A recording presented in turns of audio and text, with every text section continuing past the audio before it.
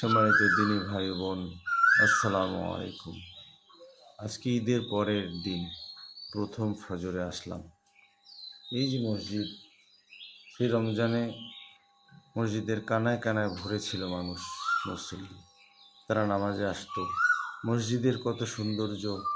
আর আজকে ঈদের পরের দিন প্রথম ফজরে এসে দেখলাম যে মসজিদে কাতারে নামাজি নেই। তাহলে আমরা রমজান থেকে যে শিক্ষাগুলো পেলাম, আমরা 5 ওয়াক্ত নামাজ পড়ব, মিথ্যা কথা বলবো না, হারাম খাবো না, সুদ খাবো না, তাহলে এই যে রমজানের শিক্ষা, এই যে অদৃশ্য শয়তান আমাদেরকে এই নামাজ থেকে, মসজিদ থেকে দূরে নিয়ে গেল, তাহলে এই রমজান থেকে আমরা কী শিক্ষা পেলাম?